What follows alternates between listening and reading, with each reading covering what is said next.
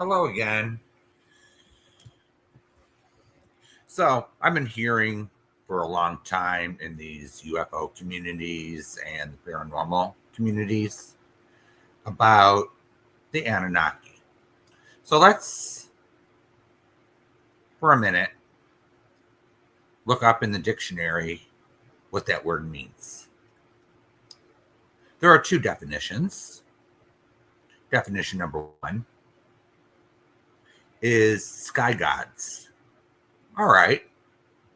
Second one is it's practically a compound word for princely or royal offspring. So, where did this word come from? It came from Zechariah Sitchin. So, in around 1976, he started writing a series of books. He started reading the cuneiform tablets written in cuneiform. He started reading the hieroglyphs on the walls of Egypt, etc. And he translated them. However, to be fair to his critics, he did mistranslate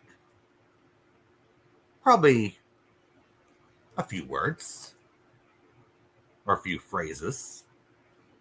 Nobody's perfect. However, the criticism of Zechariah Sitchin goes way too far.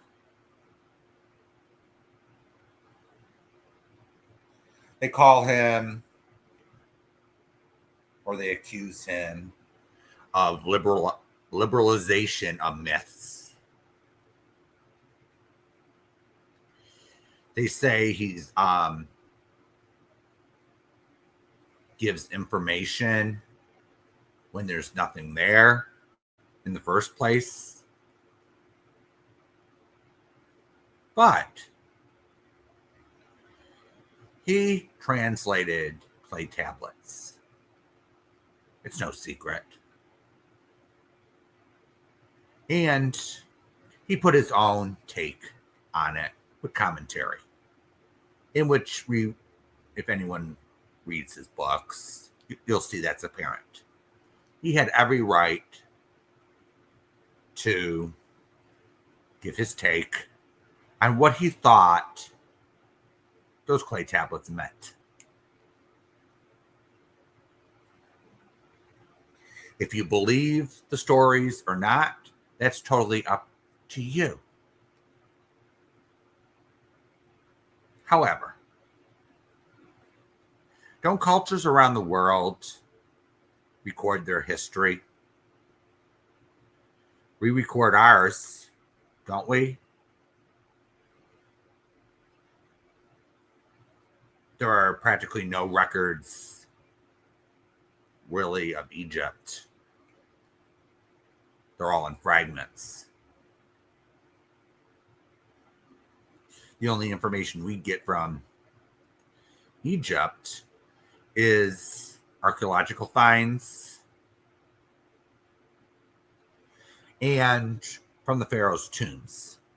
Now, the belief in ancient Egypt was to do good deeds to get into the afterlife. So they told the pharaoh's story and recorded history on the tomb walls during their reign. So when archaeologists open up a tomb, so to speak, they are recording history, Egyptian history, and it is written in the history books at the Library of Alexandria, probably burned down, with hundreds of thousands of books and records. So we can't just go through an archive full of records just to say, okay, is this correct? Is this right?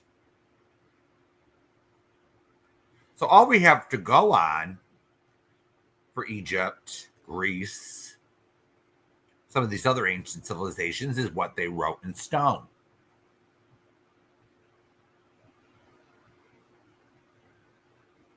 And some of the things that the Sumerians wrote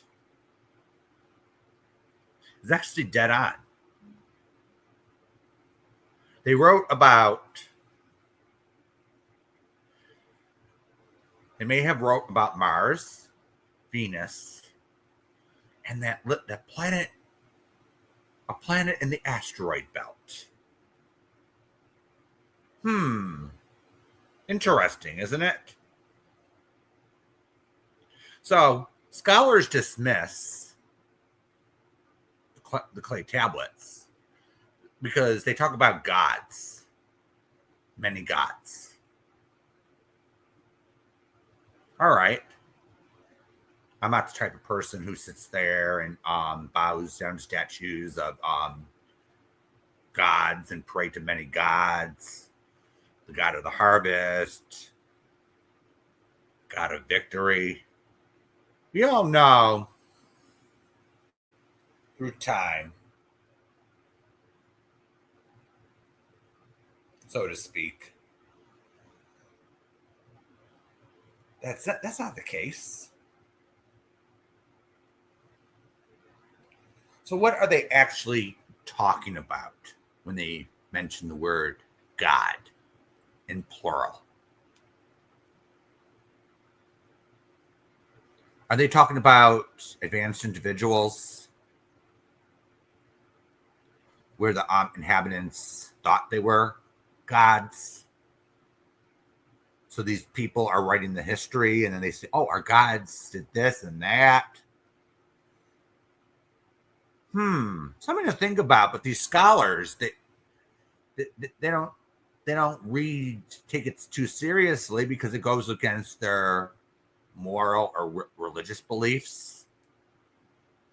And that's pretty sad because I believe that there are truths to every legend, every myth. It's just sometimes we don't read it the right way. Sometimes in ancient times, they wrote fables to teach moral lessons, and they used different characters in there to teach that lesson, that moral lesson. And sometimes they were more direct. How are you supposed to teach people basic concepts? What's the best way? Tell a story and explain the story afterwards. But then we see these stories that sound totally ridiculous, and we say, okay, that's a load of crap, isn't it? If you really go through the Bible, the Adam and Eve story, it doesn't sound too, if you really pick it apart, it sounds more like a fable, doesn't it? It's an old fable that came from, guess what? The Sumerians. They recorded that story too in a different version of it. They recorded the Noah flood story, the flood myth. So some of these stories from the Old Testament actually appear in some of these other civilizations, such as the Native Americans, the Sumerians, the Persians. So they weren't totally full of shit. They weren't totally full of shit. So I'll just say Zechariah Sitchin tried. He had she had some theories, of course. Perhaps one or two was debunked.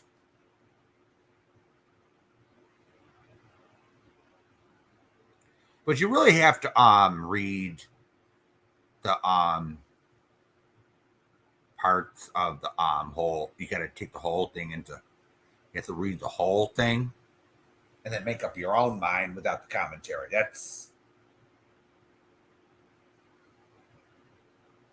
But I believe Zechariah Sitchin is on the right track with some things. So let me just give you an example. All right, I'm reading Zechariah Sitchin here, his Wikipedia page. Anyone can check this out. NASA is currently looking for Planet 9 in our outer reaches of our solar system. Now, Sitchin has a theory of a planet, we'll call it Planet X, okay? It has an elliptical orbit around our sun with 3,600 years. It takes 3,600 years to orbit our sun. As of right now, nothing's been found. The only thing that's been found is dwarf planets with absolutely no life on it.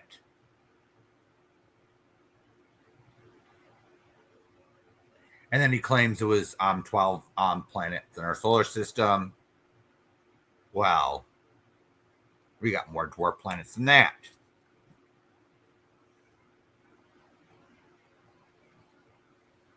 So are those carvings actually our solar system or another? We can't be sure anymore. We can't be sure of anything until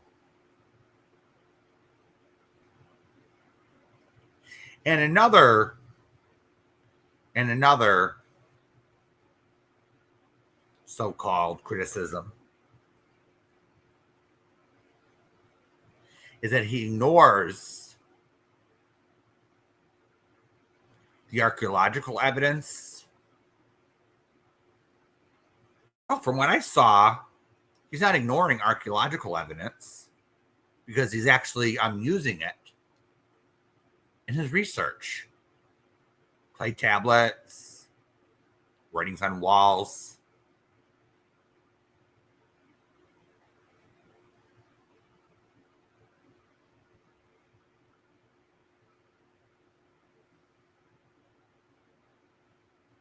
They claim, flawed methodology, ignoring archaeological and historical evidence. Okay, I'll give mistranslations in ancient texts,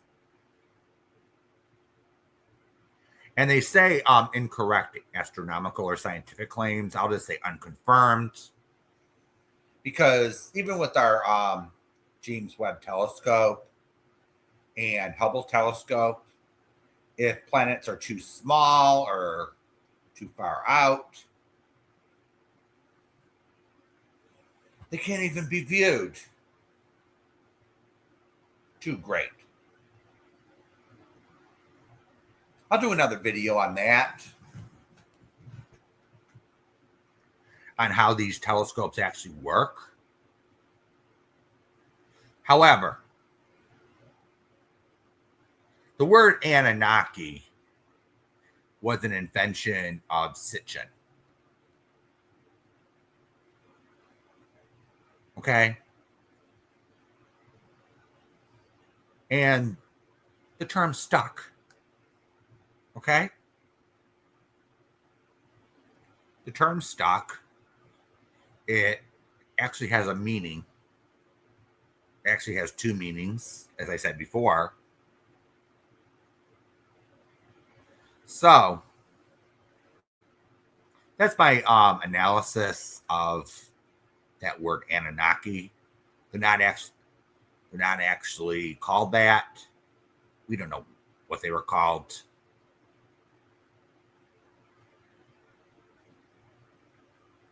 Actually, on paper, I'm going to do another video on that. And